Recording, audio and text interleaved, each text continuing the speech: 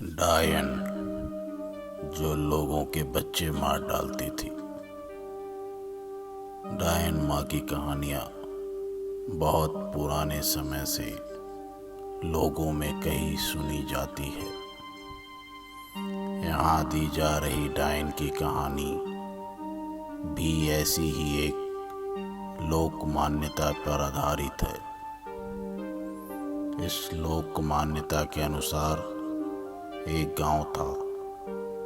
उसके जमींदार के 2 पत्नियां थीं। दरअसल पहली पत्नी को जब लंबे समय तक कोई बच्चा नहीं हुआ तो उसने ही अपनी सगी बहन से अपने पति की शादी करवा दी।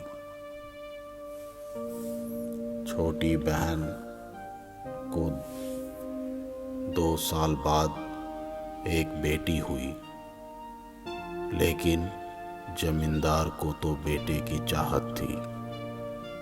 उसे अपना वंश बढ़ाने वाला कोई न कोई चाहिए था, जिसके कारण ही उसने दूसरी शादी की थी। कहते हैं ईश्वर के घर देर है, अंधेर नहीं। पहली पत्नी यानी बड़ी बहन कुछ समय बाद गर्भवती हो गई।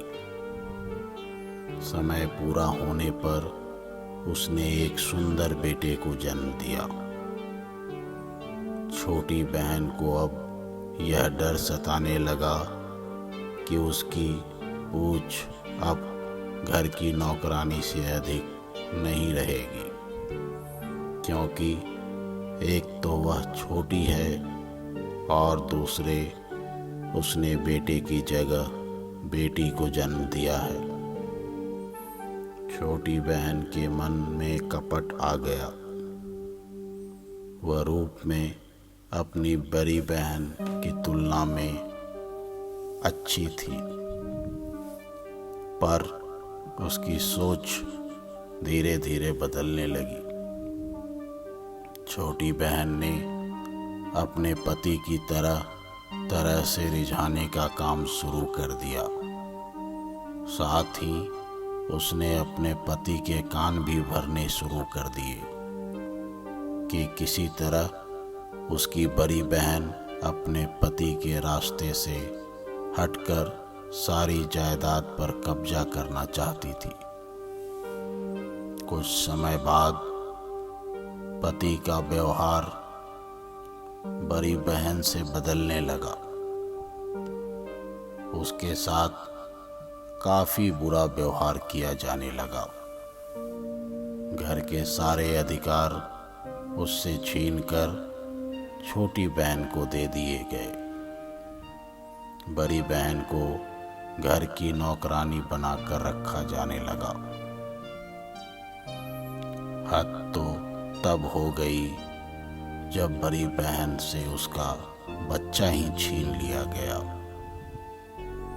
बच्चा अब छोटी बहन को दे दिया गया। छोटी बहन को अपनी बड़ी बहन के बच्चे से नफरत थी। वह उसको खूब परेशान करती थी और उसका ध्यान भी नहीं रखती थी। बड़ी बहन अपने बच्चे को मिलने के लिए तड़पती रहती थी, लेकिन छोटी बहन उसे नहीं मिलने देती थी। माँ और बच्चा दोनों एक दूसरे की जुदाई ज़्यादा दिन बर्दाश्त नहीं कर पाए। पहले बच्चे ने इस दुनिया को अलविदा कहा। बच्चे के गम में बड़ी बहन भी दुनिया छोड़कर चली गई। मरने से पहले बड़ी बहन ने एक लंबा खत लिखा। इस खत में उसने पूरे गांव वाले को बताया कि किस तरह उसकी छोटी बहन और उसके पति ने उस पर और उसके बच्चे पर अत्याचार किए। उसने खत में लिखा कि वह यह शरीर जरूर छोड़ रही है, लेकिन वह इस अपराध का बदला लेने के लिए वापस आएगी। गांव वालों ने भी इस अत्याचार को चुपचाप देखा था, इसलिए उनको भी इस अपराध की सजा भुगतनी होगी। बड़ी बहन ने पूरे गांव को श्राप दिया कि अब वहां कोई बच्चा अपना पहला जन्मदिन नहीं मना पाएगा। शुरू में तो लोगों ने इस औरत का मरने से पहले का गुस्सा माना, लेकिन जल्दी ही उनकी गलतफहमी दूर हो गई। बड़ी बहन डायन बन चुकी थी। वह कई लोगों को दिखाई देती थी। सबसे पहले वह घोड़ों के अस्तबल की सफाई करने वाले नौकर को दिखाई दी। उसकी बड़ी बहन को अस्तबल की छत से उल्टा लटकते हुए देखा। डर के मारे उसकी हालत इतनी खराब हो गई कि उसके गले से आवाज नहीं निकल पाई। वो बेहोश हो गया था। डायन का बदला शुरू हो गया और जल्दी ही जमींदार बीमार रहने लगा। वह रात को नीम बेहोशी में बड़ी बहन को आवाज लगाता। वैद्य हकीम की कोई दवाई काम नहीं करती थी उस पर। उसके पूरे शरीर में घाव हो गए थे, जिसमें मवाद निकलती रहती थी।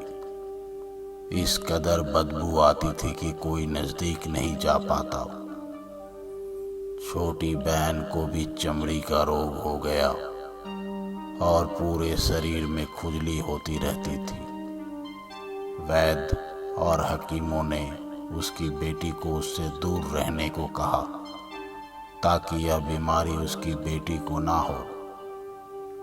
छोटी बहन खूब माफी मांगती और मिन्नतें करते कि डायन बनी उसकी बड़ी बहन उसको माफ कर दे, बख्श दे उसे, क्योंकि उसे समझ में आ गया था कि ये उसके अपराधों का ही फल है जो उसने अपनी बड़ी बहन को दिया था। डायन ने अपना रूप दिखाना शुरू कर दिया था। गांव में हैजा फैला और जितने छोटे बच्चे थे सब के सब काल के गाल में समा गए। गांव वाले समझ गए कि अब इस गांव में रहना नामुमकिन है, तो वे अपने माल असबाब लेकर गांव से भाग गए। गांव में कुल मिलाकर 3 लोग रह गए। जमींदार, उसकी बीवी, उसकी बेटी। एक दिन सुबह उसकी बेटी की लाश घर के कुएं में मिली। कहते हैं कि जमींदार नींद में ही चल बसा और उसकी बीवी कई दिनों तक अपने घर में दाने दाने को मोहताज होकर मरी। अब उस गांव में कोई नहीं रहता। वह झाड़ियों और पेड़ से बना एक सुनसान जंगल समान हो गया है। लोग मानते हैं कि वो डायन आज भी वहां रहती है और इंतजार करती है कि कोई आए तो उसके बच्चे की जान ले ले। वहां से गुजरने वाले लोगों को आज भी एक औरत अक्सर दिखाई देती है, जो उस पुरानी हवेली के खंडहर में बस यूं ही भटकती रहती है। दोस्तों, कैसा लगा आपको ये कहानी? कमेंट्स बॉक्स में जरूर लिखकर बताइएगा। धन्यवाद। अपना ख्याल रखिए। शुभ रात्रि। और आपने अगर हमारा चैनल सब्सक्राइब नहीं किया अभी तक तो प्लीज़ कर लें, ताकि आपको नई नई कहानियाँ सबसे पहले मिले। धन्यवाद।